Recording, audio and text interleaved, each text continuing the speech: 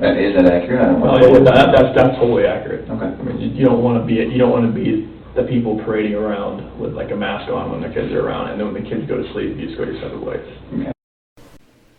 Hello and welcome to True Crime Rocket Science, the most authentic voice in true crime. On Sunday I did a live stream. I do around about one a month. That was the third live stream in as many months, and obviously a lot of the people who participated are kind of veterans of the Watts case. They're kind of experts in a way. And so today I went and looked at the hashtag American Murder the Family Next Door, and it's really interesting to see the comments on Twitter. You can go and have a look at them under the hashtag American Murder the Family Next Door, obviously the title of the Netflix film. But it's just interesting to see which are the most popular comments. And from my perspective as a full-time true crime writer and someone who is occupied with true crime every day, and I have been for years, writing about multiple court cases, multiple criminals, and just seeing what makes them tick and what is similar intertextually between certain cases. It's kind of interesting to see what kind of the public have been saying in response to the Netflix documentary. Now, Netflix is kind of a very mainstream, it's kind of a popular streaming site, if I can put it that way. And so it is very much in the public space where, for example, if you wanted to watch a Chris Watts documentary, you'd kind of have to find it. You might have to go and look on a crime channel or something like that, right? But on Netflix, it's far more kind of accessible in a way. And I know quite a few of my friends watched the documentary on Netflix, American Murder the Family Next Door, for the first time. It was the first time they'd actually ever seen any documentary on the Watts case. And I kind of get the feeling that is generally quite true. Although there has been news coverage, I think if you're not particularly interested in true crime, you may not really have noticed this, right? And so anyway, the impression I kind of get on the hashtag is that some people who may not be that familiar with the case have been looking at it. And if you look at some of the top comments, the comment right at the top is from a guy called Ben Crabtree, and it's kind of quite a funny post actually. It just shows kind of a car exploding, and I can't actually tell where that comes from. But he talks about Chris and Shanann's neighbor solving the case in the first 5 minutes, which in a way is what happened. It wasn't 5 minutes, it was probably about 5 hours, but maybe even slightly longer than that, 15 hours, but very quickly. That's one of the crazy things about this case, is how quickly everything came to an end, including the legal story. And that was liked over 3,000 times and retweeted over 500 times. So I mentioned that just out of interest's sake. The next one is from Schlock Horror. It was posted on September 30th, I think the day that it came out. And he says that the movie or the documentary doesn't go into the horrific details. And then he makes the comment, you want to divorce your wife and move on with your mistress, you divorce and move on. You don't kill your wife and kids. And this kind of becomes a theme for all the other comments, which we'll get to in a moment. Now, I'll read through some of them, but while I was kind of downstairs in the kitchen, just kind of making a coleslaw, just grating carrots and grating coleslaw, I was just thinking about this kind of in a weird, different way. I was just thinking about that statement that we've heard so many times. Why didn't he just get a divorce? Why didn't he just get a divorce? And I've obviously written about it, and I've thought about it, and I've spoken about it, and obviously it came up as well at the sentencing hearing. Just get a divorce. You don't annihilate your entire family. So it's kind of a cliche associated with the Watts case, and I kind of feel very differently about it now, 2 years later. And that's something I want to talk to you guys about. Bearing in mind, it feels like some of these newbies are sort of starting down that whole long road just the way I guess we did. Why didn't you just get a divorce? And I think that's a question that needs to be answered. But 2 years later, I think beyond that answer, I think we need to address something else. So the next tweet, and these are the most popular tweets, is from Facts 2021. The guy says, I'm trying to process why he thought he would pass the polygraph, and that got 289 likes. The next one, not going to read out. Someone else sort of wonders why the parents forgave him. Arena was saying, Nicole Atkinson's a real friend, and someone else says he's really a stupid killer and so on. But then as you sort of go a little bit further, they start sort of saying, why didn't he just get a divorce?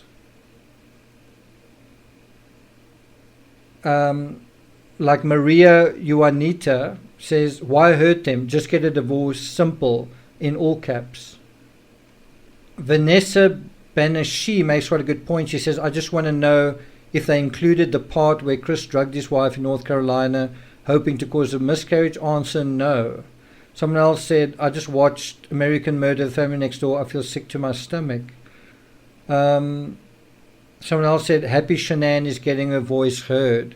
That is one thing that documentary contributed. So one thing that the documentary highlights is this staggering rate of femicides, right? And it does beg the question, why didn't they just get divorced? And not just them. In a lot of other cases, why do probably men more than anyone else, why do men kill their partners, kill their wives? Why don't they just get a divorce? Obviously, on the face of it, it's kind of a obvious question, and it's with an obvious answer, meaning just get a divorce. But if you take it a bit further and you say, well, why didn't they? Why didn't these particular losers get a divorce? I think there's an answer. If you had to ask them, why didn't you just get a divorce? I think there is an answer. I'm not saying it's a good answer, but there is an answer. It might be, I couldn't afford it. I didn't want to go through this unpleasant thing. It's too difficult. It's too long. I was afraid or whatever. None of them good excuses, but one could also argue, isn't there a way to make divorce easier? Isn't there also a way to make it less expensive? Isn't there a way that you can end a marriage as easily as you enter one? In other words, if you make it easy to get divorced, maybe there will be less of a criminal element. It's just a suggestion. Sarah, her handle is at Hello Sarah with an E. On October 2nd, tweeted, I don't know who needs to hear this, but if you're conflicted between getting a divorce and killing your entire family, I would suggest going with the divorce option. Okay, so it's those kind of sort of tweets kind of coming up. Someone else tweeted, it irritates me how the police mollycoddle him. I think that was done for a reason, to get the confession. Someone else tweeted, the second saddest part of American Murder, the Family Next Door, is that Shanann's friend is still involved with pyramid schemes 2 effing years later. Jen Rosado at Jen with 2 N's talks about how eerily similar Scott Peterson and Chris Watts are. And then I'll just do one more. Hildana says he's trying so hard to appear as the perfect dad and husband, but there's no emotional connection there for him. He's over it. He's so far away in his head from his wife and daughters. What about a divorce? Question mark. Immediately murder everyone? Question mark. So now I'm just going to respond to that. Just respond to this thing of why didn't you just get a divorce? And I'm going to talk about it kind of in a brand new way. I've obviously covered this from that perspective, like going into the motive, not rationalizing what he did, not excusing what he did, not validating what he did, not reinforcing what he did, simply saying from a criminal psychology perspective, this looks like what he was thinking. I'm not going to do that here just because I've done it so many times already. What I'm going to do now is approach it from a different perspective, and the perspective I'm going to take it is the phone data review. So those familiar with this channel will know that from around about June 4th till way into August, so June, July and August, for 3 months, every single day I did kind of a hashtag 2 years ago today CW series, and it was literally going through the phone data review every single day, sometimes cross-referencing it with the discovery and kind of just doing it every day chronologically. And we got to know Chris Watts really well through that. Not only Chris Watts, we got to know Shanann very well. We got to know what they were saying in context, but also in a kind of a narrative, a sort of ongoing narrative with continuity, and that was sort of linked to itself and integrated. So you weren't seeing a message in isolation, you were seeing how all these threads sort of tied together. And if you followed that series from the beginning to the end, you will have noticed that Chris Watts did start saying to Shanann, first of all, he was standoffish. Second of all, he was communicating to her that he's not happy. And Shanann got the message. She got the message. She even said, "You can be alone!" Exclamation mark. You know, I'd love to go into the phone data review now and just refer to it all, but I've done it already. I'm not going to do it again. But I obviously did refer to the actual pages, the actual texts, text by text in the phone data review. You can go and look at the playlist that's under hashtag 2 years ago today CW. But the point is that he did communicate, especially in the last week. In the first week while they were in North Carolina, and then the last week, he did communicate to her that I'm not happy, I think we're incompatible, and he did say that he wanted to get divorced. So everybody's saying, why didn't they just get divorced? On the one hand, you could argue, why didn't he try harder to get a divorce? That's certainly valid. And also, why did he stop trying to get a divorce and murder her and his family? That's certainly a credible argument. But I don't think it's accurate to say that he wasn't trying to get a divorce. I think he was. He did want to get a divorce, Chris Watts. He did tell her that he felt they were incompatible, to the extent that she repeated it to her friends. She did have to kind of beg him to communicate with her and, you know, what is going on. And when he did, she got really upset. And there's one little section where she says, and her friends say, fuck him, fuck him, fuck him. And also, you know, you get the house and all this kind of stuff. And then you think, well, you know, if he did get divorced, he would, the house was actually in his name, he would kind of be left with nothing. And I'm not saying that he was in any way justified in doing what he was doing, just that divorce wouldn't have been simple given their circumstances, which was they were facing a second bankruptcy, they had no money, all their credit cards were maxed out. And this is kind of a big thing that I think a lot of people forget, Shanann was pregnant. Shanann had been telling everyone on Facebook that she's having the most wonderful pregnancy and she's not feeling ill at all and blah, blah, blah. But the point I'm trying to kind of get at is it wouldn't have been very easy just to get a divorce simply because of one thing, the pregnancy. And it's easy for us as outsiders to say, just get a divorce, right? And that is what Chris Watts wanted to do. And so now I want to flip this whole thing around, and it will probably make some people very angry, because you'll say, why are we not looking at Chris Watts? Why are we not looking at him and only him and nothing but him in terms of this crime? And I'm not saying that we shouldn't. I feel that he is 100% responsible for what happened. He committed these crimes, nobody else. He is guilty, nobody else. So I'm not arguing with that.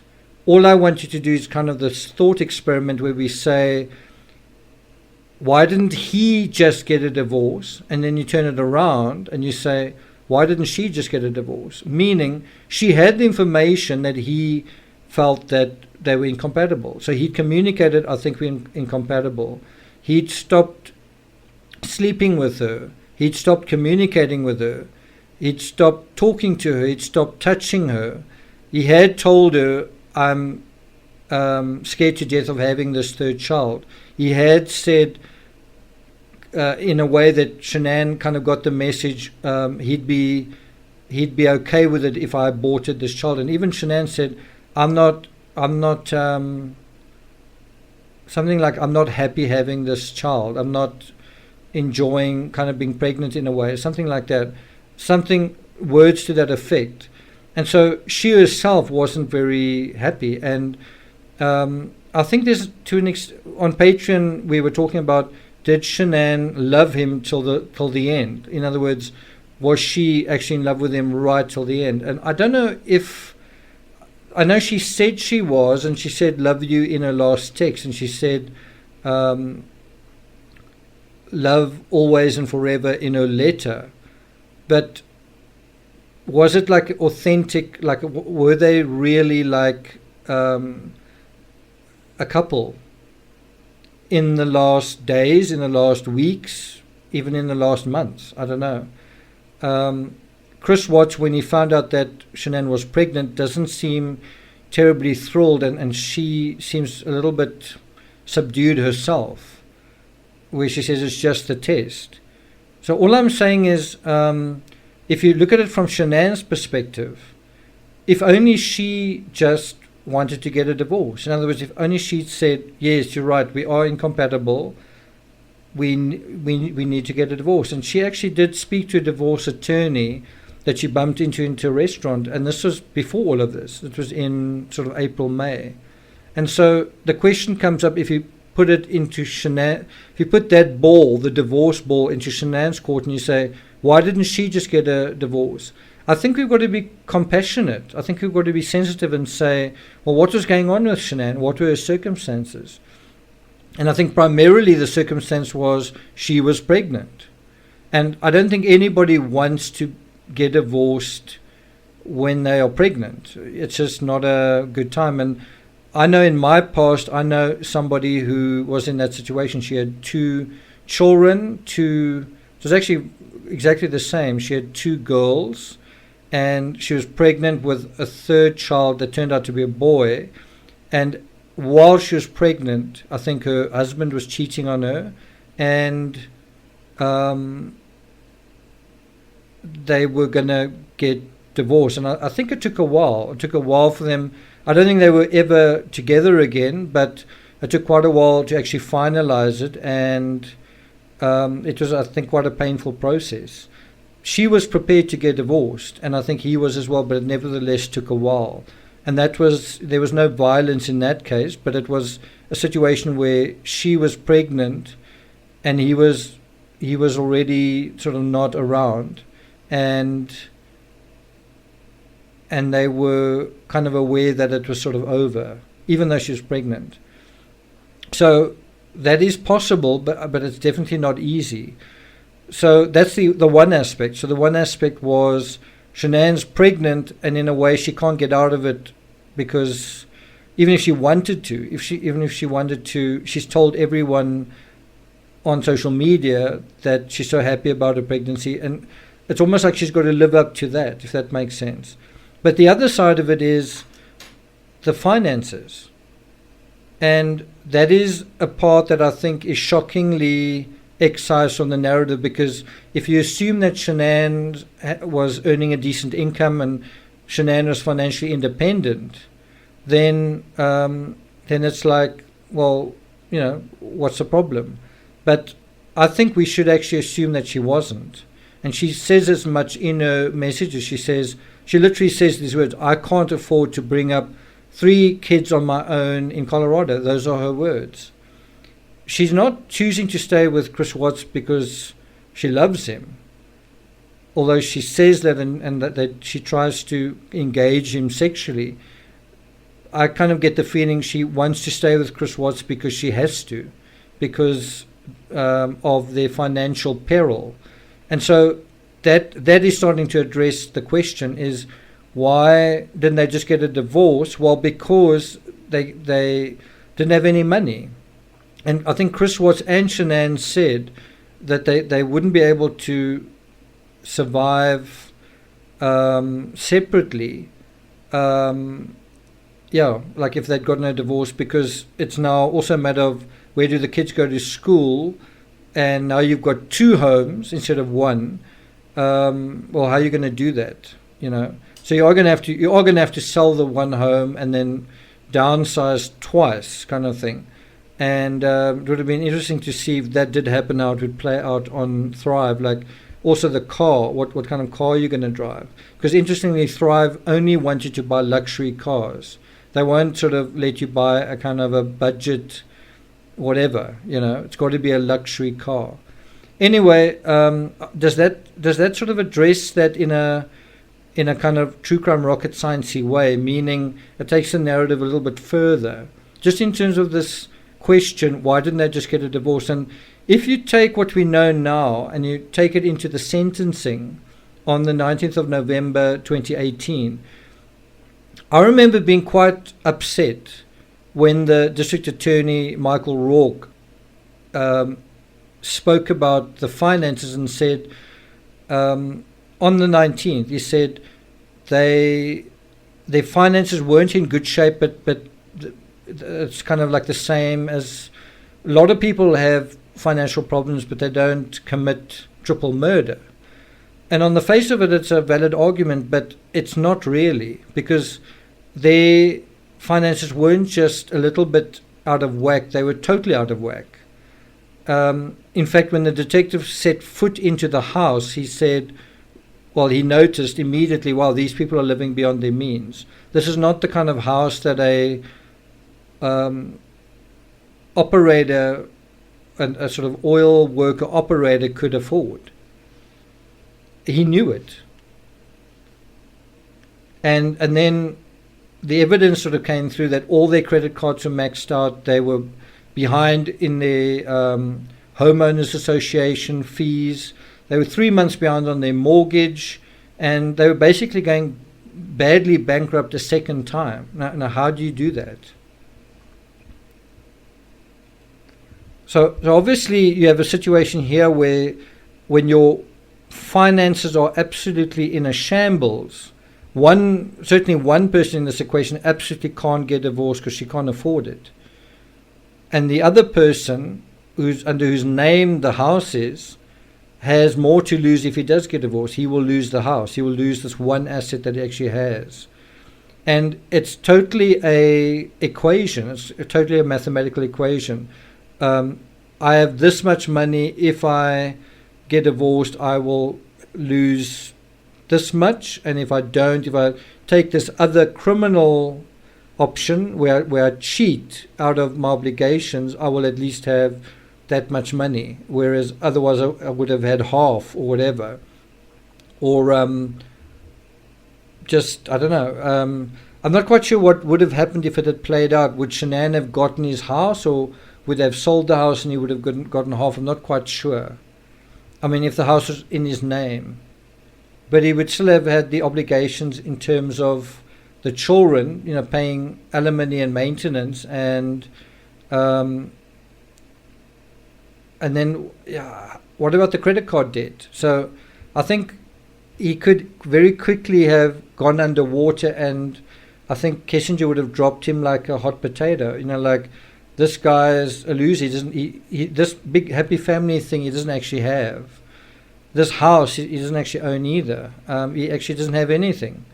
And would she have hung around a guy like that with nothing? Not many women would.